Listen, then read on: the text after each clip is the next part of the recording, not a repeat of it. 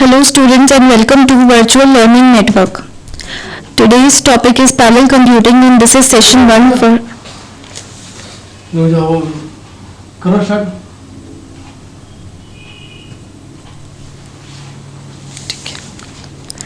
Hello students and welcome to Virtual Learning Network.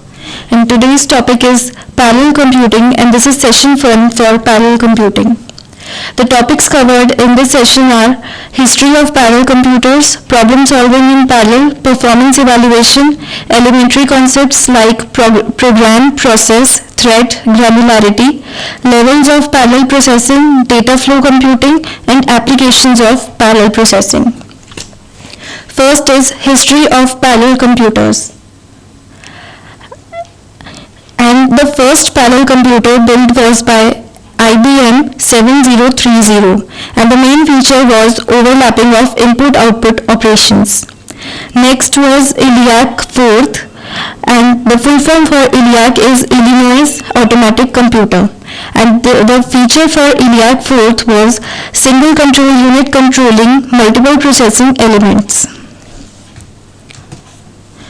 Now problem solving in parallel. There are two types of parallelism, temporal parallelism and data parallelism. Temporal parallelism, as the name suggests, pertains to time. It is a form of parallelism in which time-varying values are distributed across systems. Next is data parallelism. It is another form of parallelization of computing across multiple processors.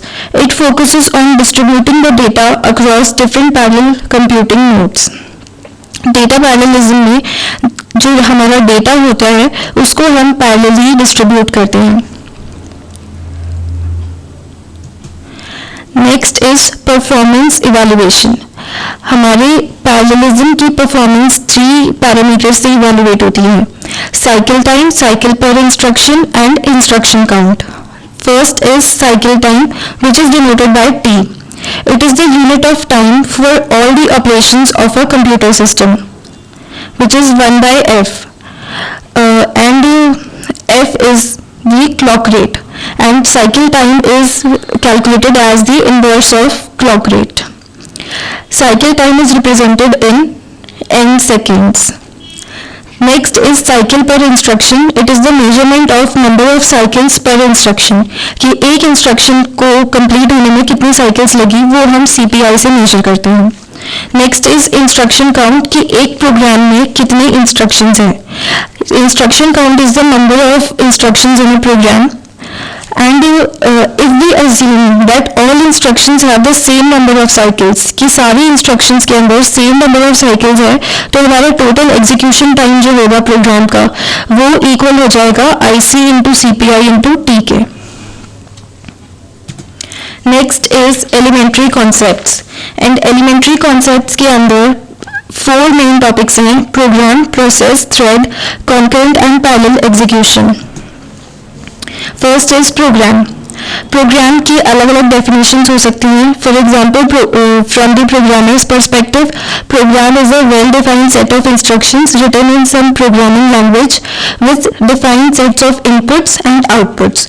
Programme जो है एक instruction का set है जो कि हम एक programming language में लिखते हैं जिसके अंदर इनपुट आउटपुट ऑपरेशंस होते हैं.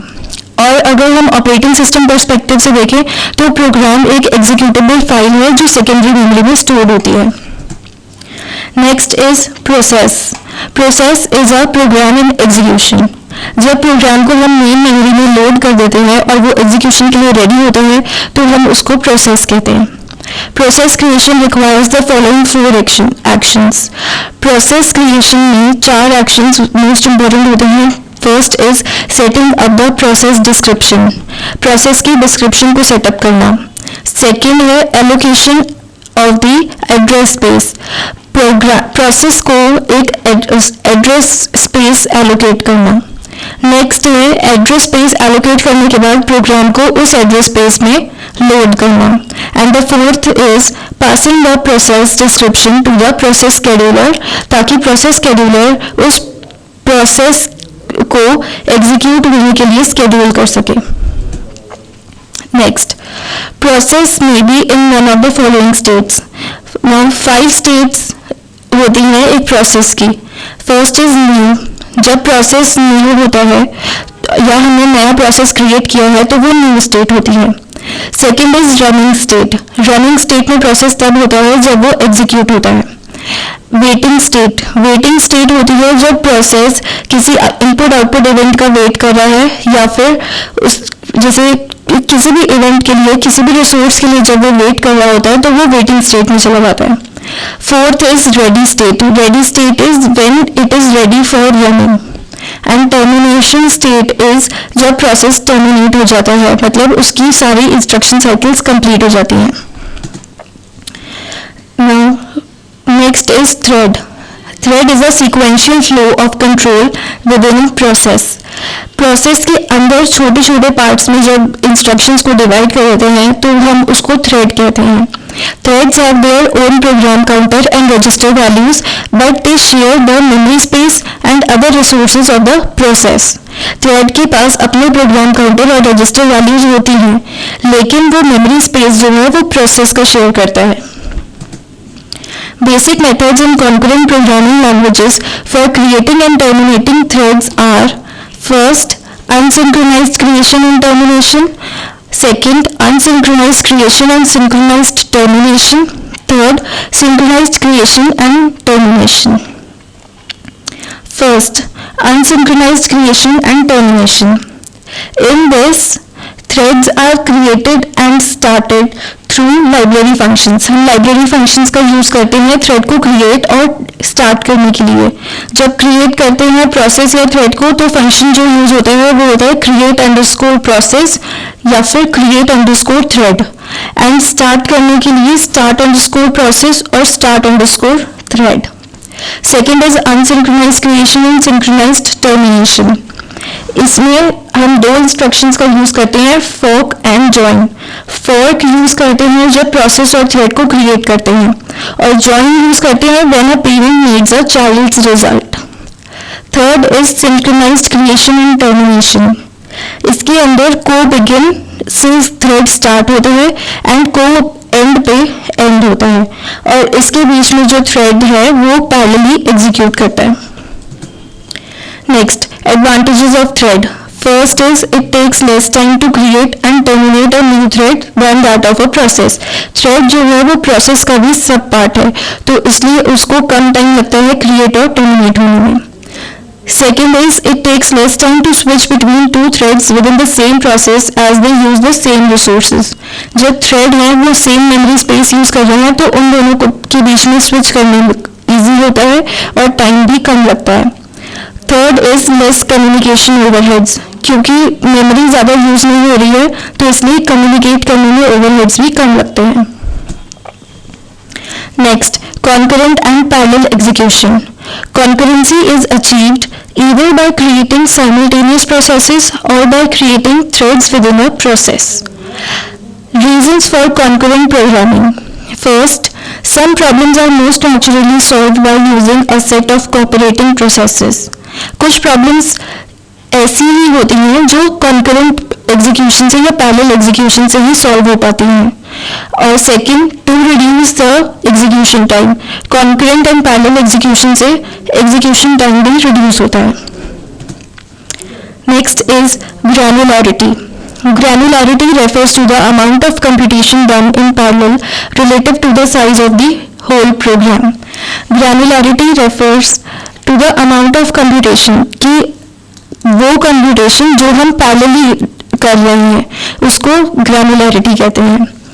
Two groups of parallel processing systems. First is fine grain systems and second is coarse grain systems. Fine grain systems में जो parallel parts होते हैं वो relatively small होते हैं और communication बहुत frequent होता है. And coarse grain में parallel parts जो है वो relatively larger होते हैं और communication less होते हैं and computation ज़्यादा होती है. Next, need of parallel computation. These are the reasons why we need parallel computation. First, cost savings. Second, overcoming memory constraints. Parallelly जब कंप्यूट कर रहे हैं हम एक इंस्ट्रक्शन को तो जो मेमोरी कंस्ट्रेंट्स है वो भी ओवरकम हो जाते हैं. And third, limitations to serial computing. Limits of data transfer rate through medium, and number of transistors in a chip is limited, so we need parallel computation. Next, level of parallel processing. First is instruction level, second loop level, third procedure level, fourth program level. First, instruction level. Different instructions of a program are executed by different processing elements. So most processors have several execution units and can execute several instructions at a time. तो जब instruction level पे parallelism होती है तो उसे parallel instruction level parallel processing कहते हैं. Second is loop level. When consecutive loop iterations occurs in concurrency, then it is loop level parallel processing. जब हम loop की iterations को parallelly process करते हैं तो वो loop level parallel processing होती है. Procedure level में हम several procedures को simultaneously run करवाते हैं. And program level जो है वो basically operating system यूज करता है जब हम काफी सारे प्रोग्राम्स को पैरेलली रन करवाते हैं. Next is data flow computing. अब डेटा फ्लो कंप्यूटिंग में डेटा फ्लो ग्राफ के थ्रू हम सिंबलाइज करते हैं एक्सप्रेशंस को. फॉर एग्जांपल जो आपके सामने डायग्राम है इसमें जो हमारा ऑपरेशन है वो सर्कल के अंदर है एंड एरोस पे हमने ऑपरेंड्स दिखाए हैं जिनके ऊपर वो ऑपरेशन परफॉर्म हुआ है. फॉर एग्जांपल x और y को प्लस करके जो रिजल्ट आया वो हमने w से मल्टीप्लाई किया and the final result is known as z. तो z is equal to w into x plus y को हम ऐसे रिप्रेजेंट करेंगे. Next, applications of parallel processing. So these are the applications of parallel processing. Parallel processing हमारा इन सब जगहों पे use होता है जैसे कि scientific applications और image processing में, engineering applications में, database querying और answering systems में, artificial intelligence applications में and mathematical simulation and modeling applications में.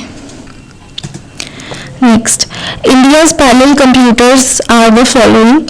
First, इंडिया में पैरेलल कंप्यूटर 1991 में बनाया था परम 8000 के नाम से and this was made by CDAC, that is centre for development of advanced computing. Next, NAL ने फ्लो सॉल्वर मार्क फर्स्ट बनाया था 1986 में. NAL is national aerospace laboratories. Similarly Bhabha atomic research centre made its first supercomputer Anupam Model First in 1993. That's all for this session. Thank you.